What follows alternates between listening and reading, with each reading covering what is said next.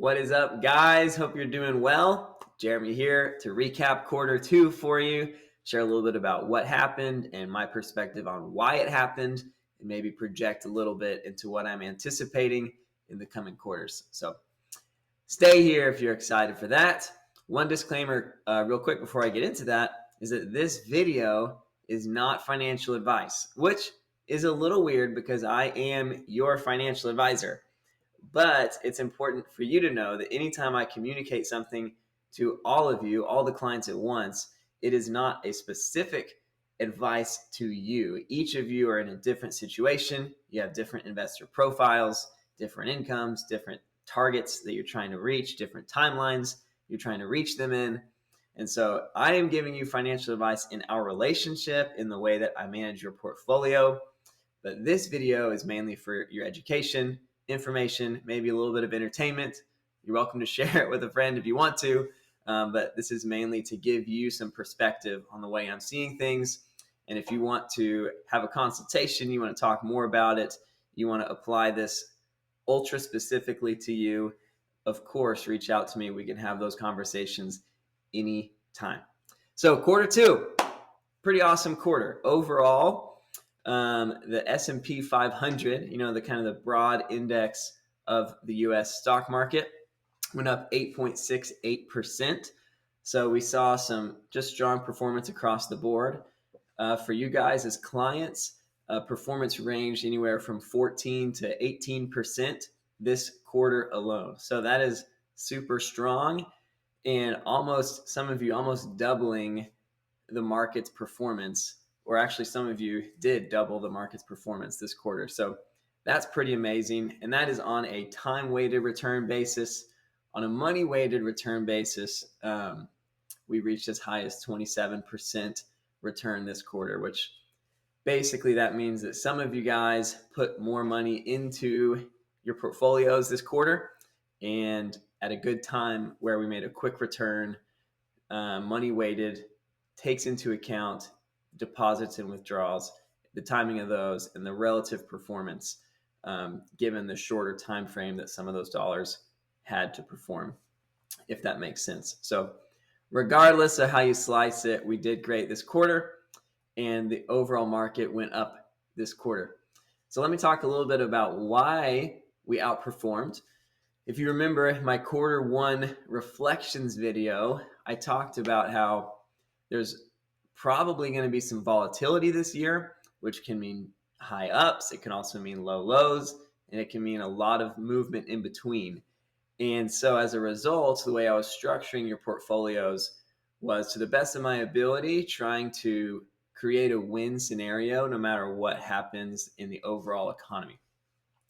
And on the downside, I talked about some things that I'm doing to hopefully create an outperform scenario if we see a recession happen sooner rather than later. Obviously, this quarter, it did not happen. So maybe it happens later, but we didn't have it sooner. And so it's a little bit interesting to know that, okay, I had some of your funds in negative beta companies. I had some of your funds in kind of recessionary investments. I had some of your funds in cash and cash equivalents. Yet still, your portfolio significantly outperformed the market. How did this happen? Basically, through active management.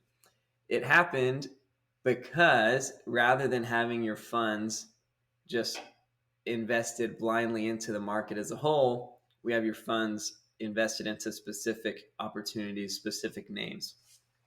And some of these names, as I mentioned in my last video, are in companies that had a high likelihood of significantly outperforming the market, to the extent that it could even carry your entire portfolio to outperform the market. Go ahead and watch my Q1 reflections video if you don't remember this conversation. But a lot of those are tech-heavy names. So for example, in just quarter two, Tesla went up 36%, Palantir went up 83%, NVIDIA went up 54%, Marathon Digital Holdings went up 64%.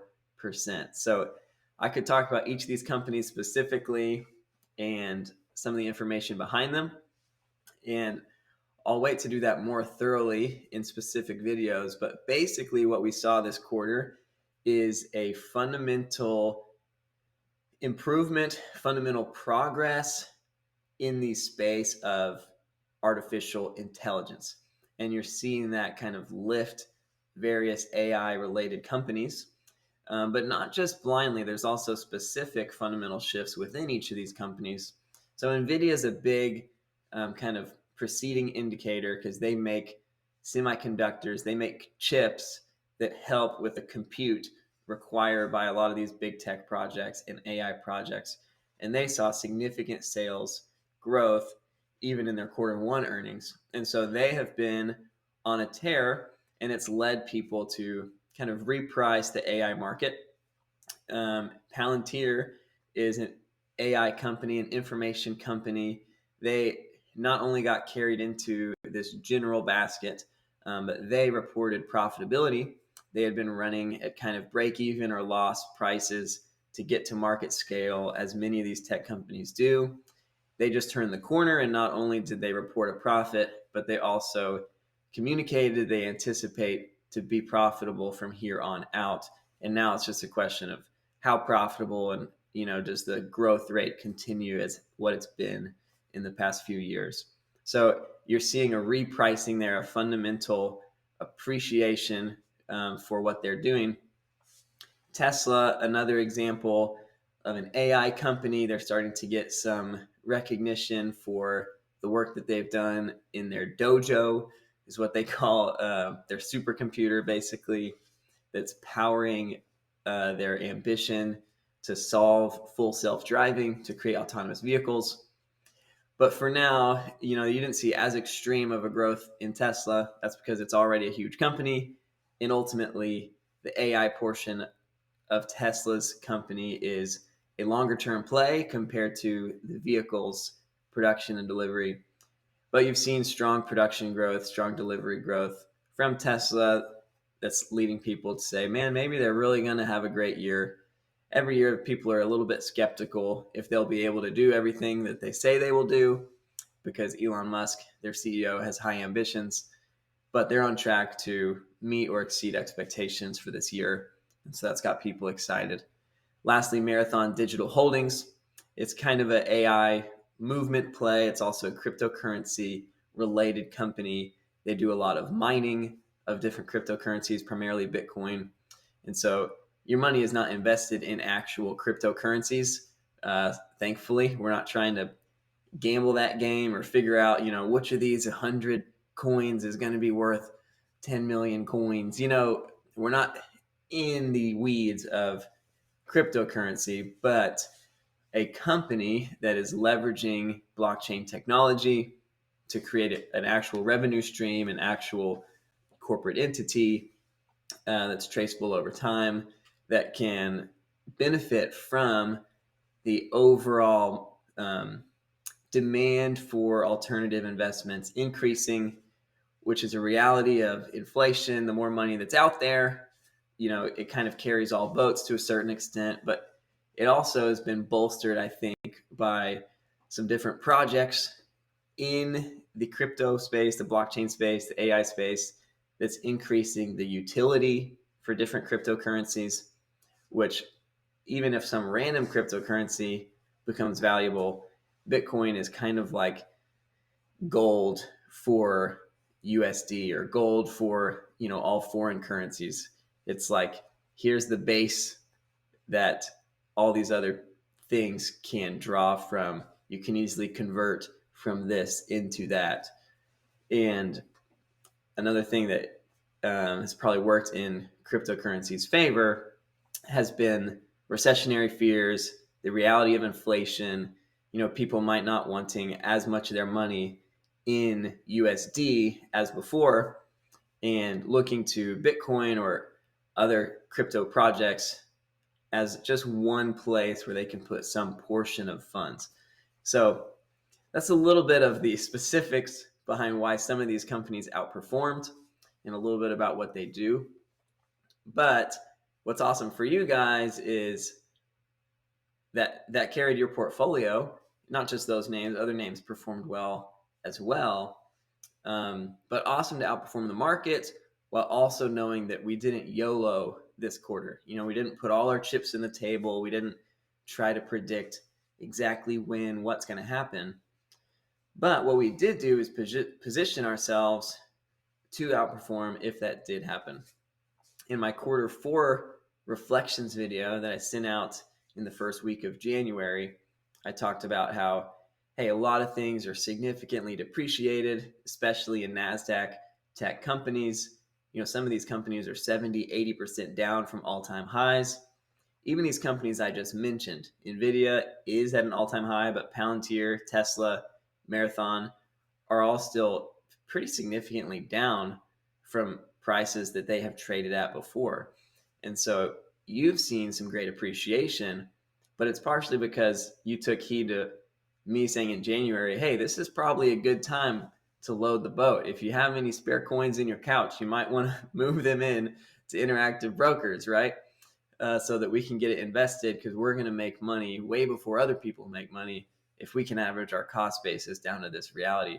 It's like a spring. You can only compress it so much, and as soon as it breaks out of that bear trend, it's going to increase probably significantly. So that's a little bit about how do we outperform in quarter 2. I want to share a little bit of zoom out, though, as it relates to moving forward, because what I shared in my last video is still very relevant, which is basically that there's a lot of unknown still at play. So like I mentioned, we did have, on the encouraging side, some fundamental breakthroughs. We saw companies go from pre-profit to now they're profitable. We saw some demand in the tech space that is leading to sales and earnings that simply can't be ignored, particularly if companies are trading far below where they used to trade a year or 2 or even 3 years ago. So we're seeing some, kind of legitimate fundamental business growth leading analysts to create new recommendations, new price targets, new buy ratings on some of these companies. So that's good. We like that because that's sustainable, that's legitimate. We also probably have experienced some level of melt up this quarter. And melt up is it's a weird investment phrase that is the opposite of a meltdown, but it is a quick escalation in price that is not necessarily fundamental business driven, but is perhaps a short squeeze type of scenario.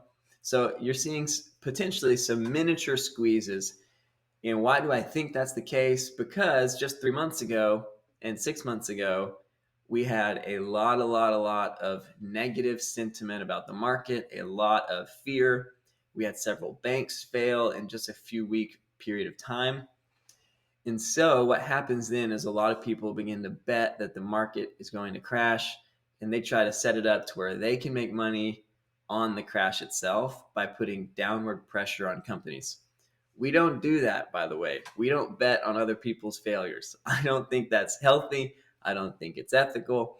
And so even if we do profit in a recession, it won't be at others' expense, strictly speaking. It won't be because we put our money to try to oppress or suppress the stock prices of other companies.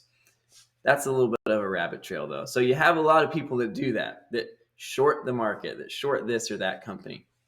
And tech companies might be a prime example of something that could get shorted because people think, hey, they're more volatile, they have a higher beta. If everything's going to crash, these will crash the farthest. And what happens, not to get into too much technicality, is if something that you're betting against starts to go up, it creates a scenario of infinite risk. You are legally obligated to purchase the company at some point. And so basically, the more it goes up, the more you're feeling the pain. And short sellers will start to say, you know what, let me just cut my losses here rather than risking this going up even higher. And as some people begin to do that, by cutting their losses as a short seller, that means that they are now going to purchase the stock. And so that creates upward pressure. it also creates upward pressure because it decreases the number of shorts that are still outstanding. But it also increases the upward pressure because now there's another short seller, another person betting against the market that maybe they were comfortable stomaching the losses that they were seeing at that point. But now, after this other person capitulated and the stock price is up even higher, now maybe it's at the pain point where someone else says, let me just go ahead and cut my losses. So maybe you're tracking, maybe you get the picture of what I'm describing.